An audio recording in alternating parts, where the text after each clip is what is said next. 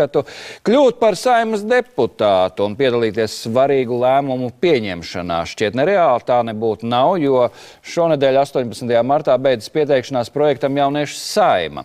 Te pēc mēneša 27. aprīlī 100 jaunieši sanāks kopā uz Saeimas sēdi, lai piedāvātu savus idejas un priekšlikumus dažādu problēmu risināšanā.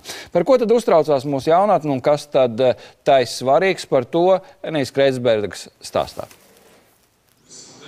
Šodien norisinās kārtējā Latvijas Saeimas deputātu sēde, taču jau pēc pāris nedēļām, 27. aprīlī, deputātu krēslos sēdīsies jaunieši, kuri prezentēs un aizstāvēs paši savas idejas. Jau otro gadu tiek rīkota Jauniešu Saeima, pasākums, kas dod iespēju 100 no 15 līdz 20 gadus veciem jauniešiem iejusties deputātu lomās, iepazīt parlamenta ikdienas darbu un izprast politiskos procesus parlamentārajā projektā.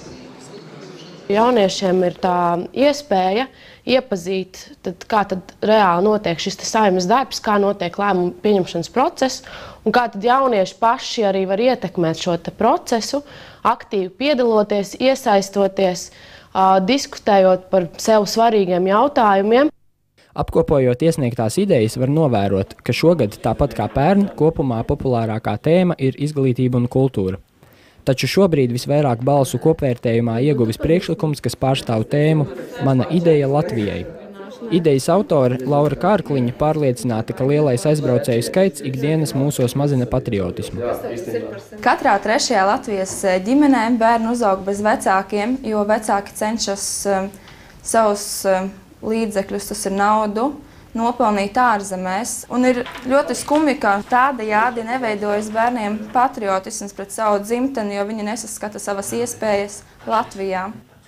Savukārt pēc Kitijas Baneles pieteikuma var noprast, ka viņas uzmanību piesaista neformālā izglītība, konkrētāk apmaiņas programmas. Pēc saviem veiktajiem pētījumiem meitene pārliecināta, ka apmaiņas programmas nav tās, kas aizvilina mūsu topošo darba spēku. Pēc apmaiņu programmā gūtās pieredzes uzņēmīgākie un konkrēt spējīgākie jaunieši meklēja iespējas ārzemēs. Taču es tieši veicu pētījumu par to un atklāju, ka 75% ir mainījuši tās nākotnes plāns un vēl savu nākotni saistīt ar tēvzemi.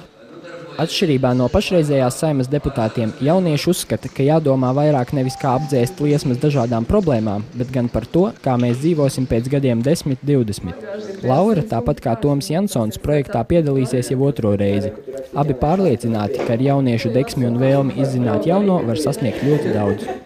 Tā kā tās idejas ir diezgan labas un kvalitatīvas, es domāju, ka ar jauniešu Saeimas palīdzību, kā ar vienas dienas pasākumu noteikti nē, bet tā kā tās idejas realizēt nākotnē un attīstīt tās idejas, un es neskatos arī uz to, ka man ideja ir perfekta, bet tā noteikti vērš uz kaut kādu izaugsmi.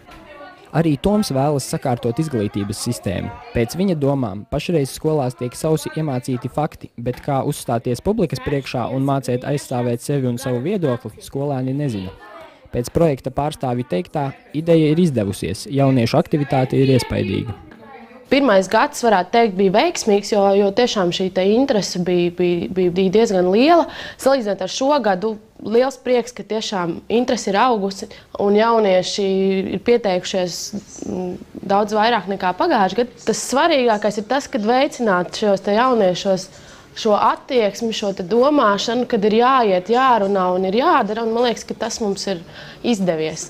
Svarīgi ir tas, ka jaunieši arī tiek sadzirdēti. Ievēlēto jauniešu Saeimas deputātu idejas, kas ieguvušas visvairāk balsu, tiks apkopotas 4 deklarācijās, par kurām diskutēs attiecīgajās komisijās. Tā kā projekts ir iespējami pietuvināts realitātei, arī jauniešu Saeimas sēdi vadīs Saeimas priekšsēdētāja Solvita Āboltiņa.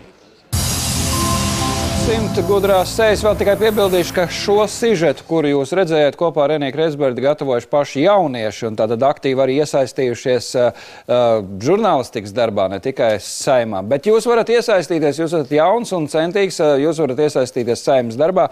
Tie jaunieši, kuri ir izlēmuši pieteikties, lai pasteidzas, pieteikties vēl varat 3 dienas līdz 18. martam, un tā pieteikšanās notiek mājaslapā. Tagad es nosaukšu adresi www.jauniesu mūsu saima.lv, tātad jauniešu saima.lv, piesakieties un jūs aktīvi varēsiet darboties, līdzdarboties, jūsu idejas var tikt uzklausītas un pat realizēt dzīvē. Tas nu tā, esat aktīvi un to es arī aicinu. Šī rīta